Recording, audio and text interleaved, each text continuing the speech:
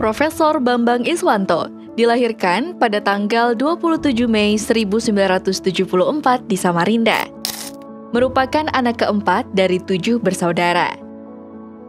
Kedua orang tuanya sangat memperhatikan pendidikan anak-anaknya dan menerapkan disiplin ketat dan tegas dalam mendidik anak-anaknya.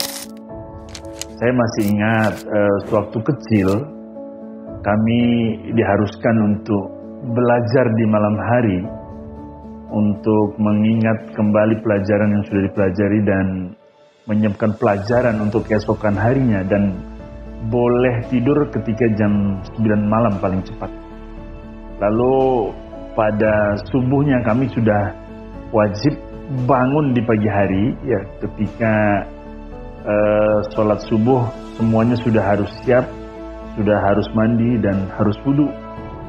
Lalu setelah sholat subuh kami sudah sarapan di waktu matahari belum begitu terang, karena sebelum sekolah kami harus membuka warung terlebih dahulu. Anak-anaknya membantu untuk menyiapkan barang dagangan di warung kelontongan di Pasar Merdeka pada saat itu.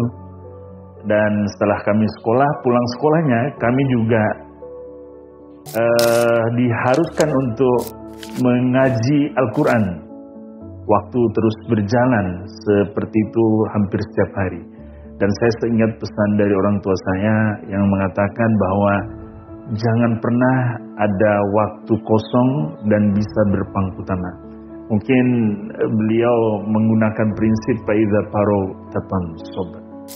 Pendidikan Profesor Bambang tidak diawali di TK seperti kebanyakan orang lain, tapi langsung dibimbing abahnya dengan sistem TK ala abah, dengan sistem disiplin ketat menerapkan reward and punishment. Jika melalui pembelajaran dengan baik, akan diberi pujian dan hadiah. Namun jika gagal, akan menerima hukuman disiplin. Menariknya, TK ala orang tuanya membuahkan hasil yang sangat baik.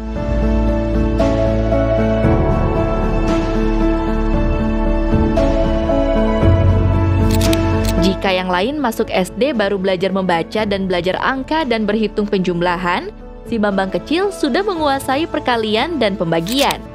Makanya tidak heran jika dari kelas 1 sampai tamat SD selalu menjadi juara 1 di sekolah. Sejak kecil, Profesor Bambang sudah memiliki hobi membaca, dan ini sering dilakukan di sela-sela membantu orang tua di pasar. Jika sekarang ada istilah anak nongkrong, maka saya mungkin mengistilahkan saya waktu itu sebagai anak pasar, karena hampir sebagian besar waktu saya di masa kanak-kanak itu dihabiskan di pasar. Dan kegiatan saya di pasar pada saat itu selain membantu orang tua adalah membaca koran-koran bekas ataupun majalah bekas. Ini kegiatan favorit saya di pasar pada saat itu. Nah, bacaan itulah yang kemudian menginspirasi ataupun memotivasi saya, dan saya mengajukan permintaan kepada orang tua agar tamat SD kelak nantinya saya diperbolehkan untuk menimba ilmu di pesantren. Keinginan Profesor Bambang untuk menamatkan pendidikan di pesantren Al-Amin kandas karena peristiwa kecelakaan ketika liburan pulang pesantren. Sekolah MTS dilanjutkan di MTS Al-Kausar Samarinda. Ketika hendak lulus, ada pengumuman tentang sekolah unggulan Madrasah Aliyah program khusus yang menerima lulusan MTS terbaik di masing-masing provinsi. Ketika ada pengumuman penerimaan siswa Madrasah Aliyah program khusus Yogyakarta, saya langsung berminat untuk mengikuti. Meskipun waktu itu syaratnya cukup berat karena yang bisa mengikuti seleksi adalah lulusan terbaik siswa MTS di masing-masing provinsi. Akhirnya saya mengikuti seleksi itu dan alhamdulillah saya dinyatakan lulus. Dan ketika ini disampaikan kepada orang tua menyambut gembira, tapi sekali lagi beliau mengatakan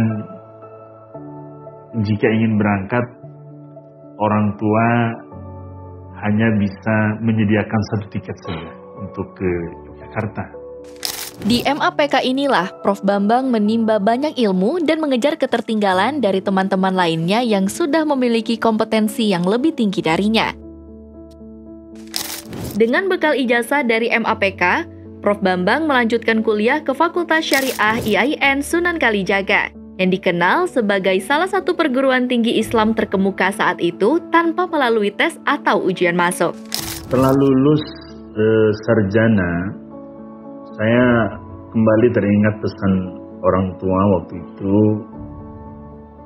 agar setelah menamatkan S1 balik ke Samarinda dan cari pekerjaan di Samarinda saja, dengan pertimbangan agar bisa berkumpul kembali dengan keluarga besar. Dan baliklah saya ke Samarinda. Saya langsung melamar sebagai dosen honor di STIN Samarinda.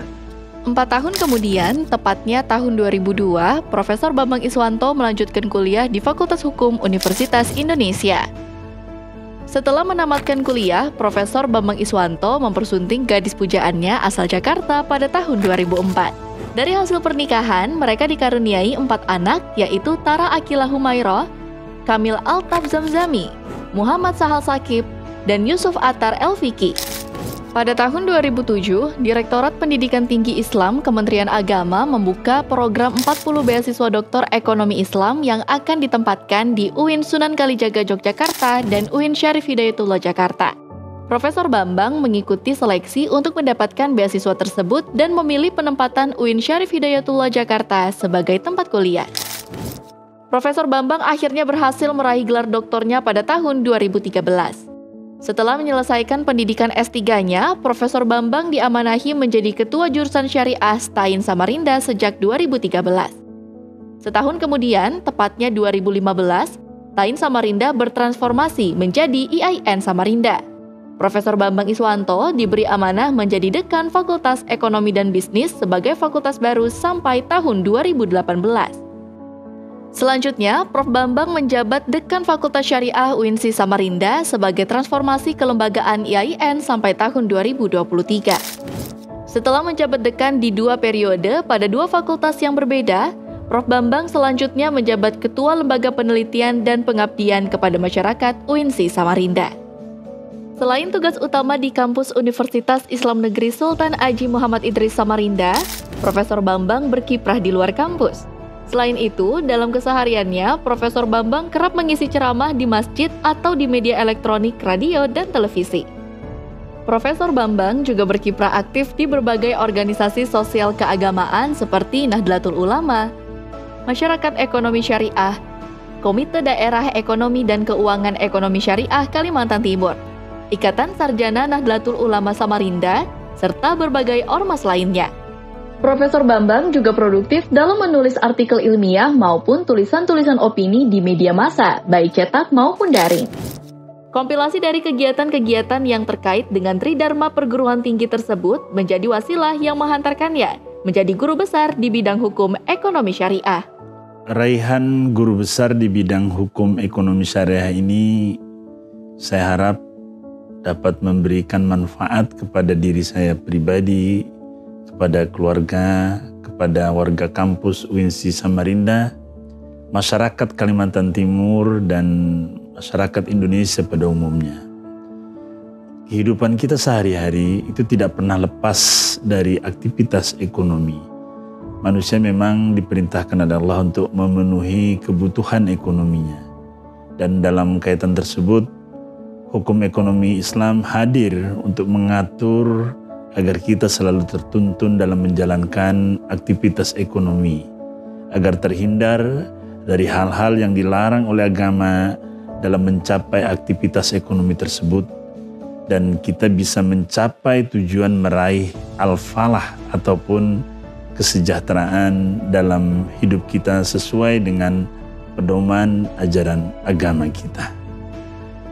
Puji syukur alhamdulillah atas nikmat raihan guru besar ini. Salam ta'zim saya haturkan kepada orang tua saya yang senantiasa mendukung, berdoa agar saya bisa meraih capaian akademik tertinggi ini.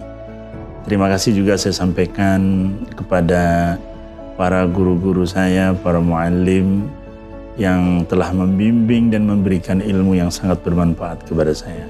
Terima kasih kepada istri, kepada anak-anak, pada keluarga besar saya, kakak, adik, dan tak lupa saya juga aturkan terima kasih kepada rektor, para pimpinan, teman sejawat, kolega dosen, para sahabat dan seluruh pihak yang telah mendukung dan menghantarkan saya untuk meraih jabatan akademik tertinggi ini. Jazakumullah khairul jaza.